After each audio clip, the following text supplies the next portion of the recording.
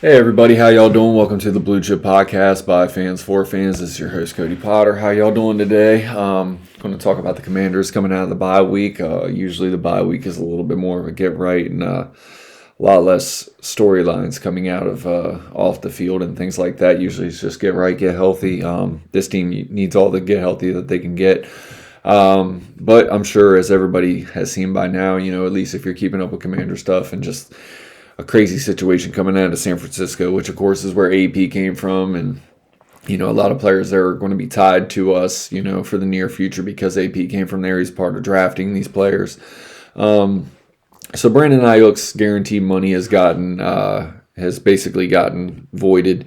He hasn't shown up for certain things or hit certain markers that the team has for him. Just signed the contract before last season, got hurt. I'll get into the injury concerns that I have with Brandon Aiyuk because, of course, Brandon Aiyuk's a really, really good player. There's no doubt about that, but the injury concerns, man, is I want to kind of make clear to everybody. When you tear the ACL, it's one thing. When you tear the ACL and the MCL or the ACL and the PCL or the LCL, whichever. When you have multiple ligaments that get torn in one thing, a lot of times the recovery involves two different rehabs for each ligament. So the ACL is get right back into it. The MCL is sometimes you gotta let it heal for a little bit. You gotta they repair the ligament and then you gotta let it rest for a couple months and then you start working your way back into it slowly. So sometimes the rehab process takes a lot longer than just the typical ACL, which is about a 9-month recovery generally. So again, when you start tearing multiple ligaments in the knee, as we've seen with like Chase Young, RG3, certain guys. When they have multiple ligaments in the knee, it never comes back. It's never the same. So that was the one concern that I wanted to bring up. I'm just playing some highlights of Brandon Aiyuk previously. We all know he's a good player. He's played with Jaden Daniels at Arizona State University. They're best friends. That's the reason we're even talking about this is because Brandon Aiyuk posted a video. He bought Jaden Daniels a watch. Not really keen on talking about off-the-field stories, but, I just feel like with the needed wide receiver, of course, that you got the friendship element. AP also drafted this guy. There's he was so linked to us, the previous offseason because he was basically due a contract in San Francisco. They weren't budging on their numbers, and ultimately Aiyuk ended up signing 4 years, $120 million. Really good contract, man. Honestly, for what was considered their number two, going to be their number one moving forward once Deebo Samuel left. Ultimately, Deebo Samuel got traded here. So, a lot of people are going to say, is this AP being the Ron Rivera, with the Panthers? Is this him bringing in all of his old draft players? He's brought in Drake Jackson and certain guys, but he also hasn't brought in a bunch of other players from, he didn't go outside Dre Greenlaw or, Hufanga or guys like that have left. So again, I'm not too much concerned on that. I don't really get into narratives and things like that. I don't, Adam Peters is going to sign the best player that he thinks is available for this team that will sign for the amount of money that he warrants is worth making the signing. Ultimately, if you're going to do a move for Brandon Aiyuk, you can't trade assets for him. A player, I've never even seen a player get their guaranteed money voided. I've never seen a player not willing to show up. Especially a player that just signed a contract with guaranteed money on. I've never seen anything like this. I think Kyle Shanahan alluded to it too. But with him being a friend of Jaden Daniels, we have to discuss it. Me personally, I have concerns. I know Brandon Aiyuk is a hell of a player. I have concerns about the knee, as anybody should. There are videos of him working out and things like that, but working out and playing football are two different things, as we know with Terry McLaurin. People want to talk about Terry McLaurin's holdout. Well, this dude hasn't played football since 2024. It's 2025, and we're wrapping up this season. Or we will by the time before we see this guy play football again. So again, we talk about being in football shape. We talk about camp holdouts and things like that. If that affected Terry McLaurin and his squad, then trust me, then him not playing this football season, it will have an impact on this guy going forward as far as being in football shape. Not saying he's talented. You're going to look at it. The biggest thing for me is it would have to be like a 1-year prove-it deal. the other part of it is the culture. You talk about culture, you talk about bringing in team first guys. Man, this is about the exact opposite of what would be considered a team first guy. That doesn't mean that there wasn't, circumstances or whatever. I'm sure Adam Peters will know about it, being, having a relationship with John Lynch and Kyle Shanahan. I mean, he's going to know what's the best way forward to move forward with this player. So if he doesn't sign him, I think that would be very telling. There's another side to signing him is the Jayden Daniels thing. So you bring this guy in, you put him on a 1-year contract. You don't really like the way that this guy's acting behind the scenes. Of course, he's on a 1-year contract. It makes it easier just to get rid of him from a football standpoint, from a business standpoint. But you bring in Jayden Daniels' friend, and he doesn't see it the same way. That starts to build tensions. Ultimately, me personally, I think it's leaning more towards the tea leaves. The tea leaves are the tea leaves. It looks so much like Brandon Ayuk is ultimately, outside of like something crazy happening or somebody signing this guy to like a multi-year deal guaranteed money on it. I don't think it's looking like this guy's going to be a Commander by the time the 2026 season starts. It's so crazy. I've never seen, like I said, for him to re-sign for 4 years, have guaranteed money on, then not show up for whatever reason, have whatever fallout that he's having in San Francisco, it looks like they're parting ways. Would I trade any draft capital for him? No. It's that simple. You cannot continue to trade draft capital, especially for somebody with a multiple ligament injury that hasn't even came back and shown anything on the field. You just can't do it. Could you sign him to a 1-year prove-it deal? Like I said, I've mentioned my concern with that as far as the Jayden Daniels. The thing about it, if he comes in and he doesn't fit, I think that leads to just more drama and things like that could ultimately spill over to the quarterback position. There's a lot of risk with this. People say that's a low risk, high reward, but there is some risk to it. There is more risk than I think people think about, as far as the continuity and just like, the attitudes in the locker room and things like that. As far as the talent on the field, as far as what we've seen from this player, he gives you size, he gives you speed, gives you run after the catch ability, has good hands. He would really complement Terry McLaurin well. He would give you the deep presence down the field, with speed and size. There's a lot of things to love about Brandon Ayuk. Let's be real. The tape is the tape, but we haven't seen it. So there's multiple things that go into this. And then two is, are San Francisco even just going to cut him outright, or are they going to look to trade him? They could trade his ass to the Browns. There's nothing saying that they can't do it. The contract is still in place. He still has 3 years after 2 years after this. Moving forward, he's on 3 years left at this current juncture. They could trade his ass to the Browns or the Jets and just say, man, screw you.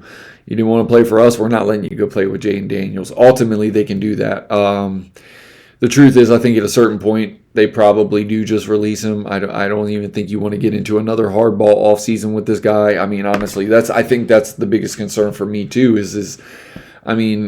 The contract dragged out just like the Terry McLaurin thing dragged out. We know here now about how contracts drag out in San Francisco. Ultimately, he came in. He didn't have the most productive year last year. Then he got hurt when he started to produce. There's just so many things. Ultimately, Brandon Ayuk, to date, he's been a really, really good player. Would he excel in this system? I think he would. I think he'd give this team something that we don't have. It would allow us to go into the draft not having to pick a wide receiver. Would I still pick a wide receiver if he was there? Yeah. If he's the best player on the board, of course I would. I live by that philosophy, so it doesn't change my draft strategy any. But this is something I kind of talk more about than I even really planned on talking about. But to get into something more that I planned on talking about was more about this team. I felt like the Brandon Ayuk thing, because he's Jayden Daniels' friend, I felt like it needed to be discussed. But to get to that, I think that's where we're headed with this show. Is the most important piece for this team moving forward will and always be number 5 until something happens, and he's not your quarterback going forward. When you drafted him with the number 2 overall pick, ultimately his development is the most critical thing to this team going forward. No one player is above the team, but one position is more important than other positions on the football field. It's proven. Offensive tackle, they're a critical position because they got to protect the quarterback.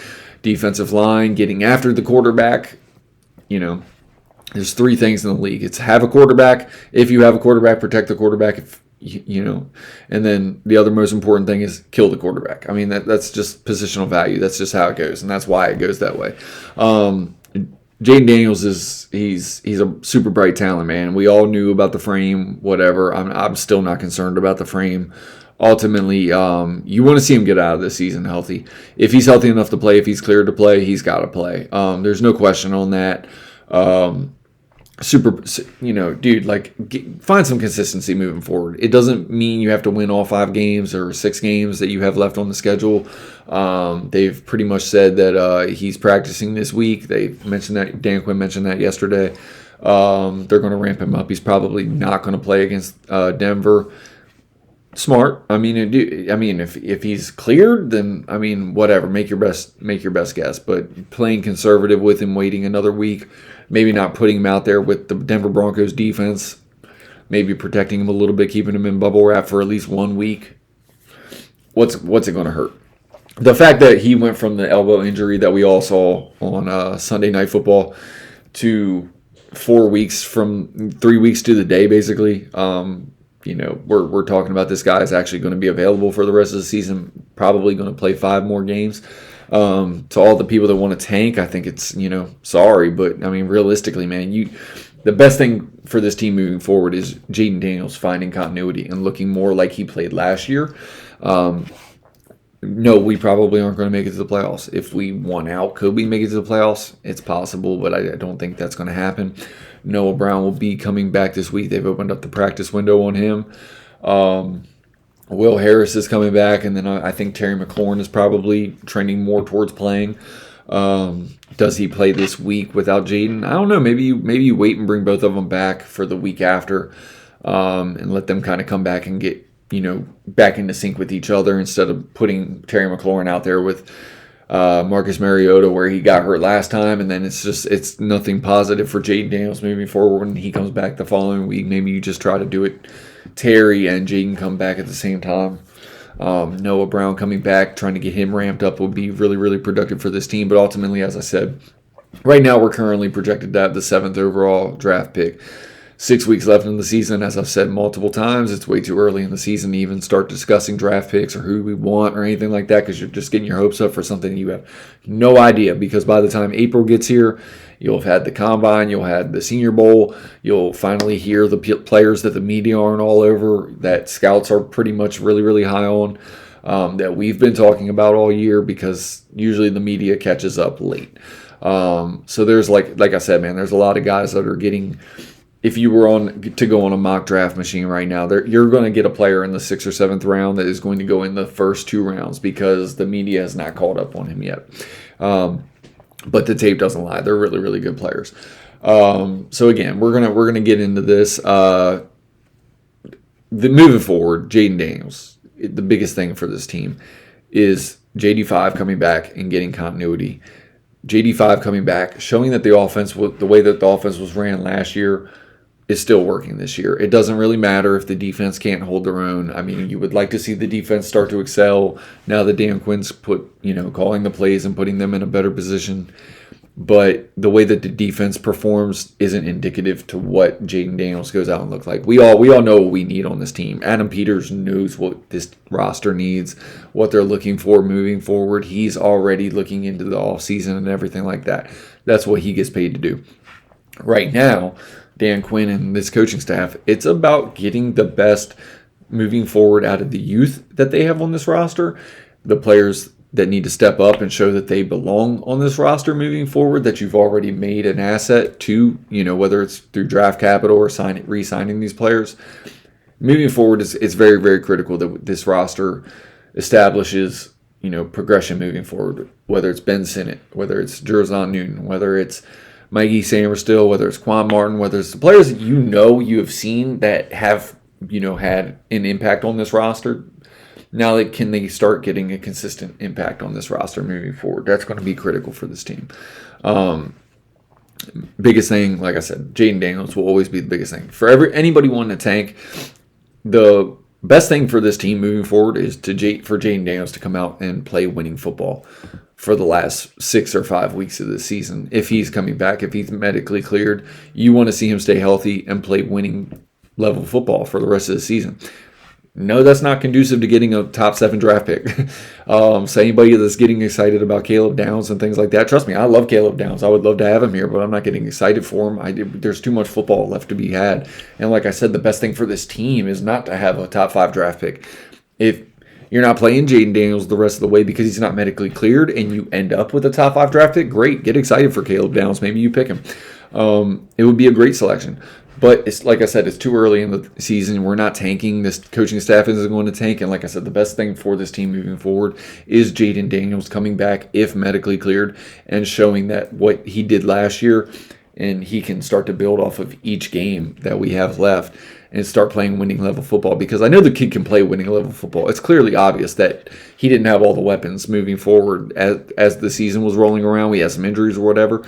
But we're starting to get some of them pieces back. So can we start to excel and look more like we looked last year with some of the pieces coming back? That's the best case scenario for this team moving forward.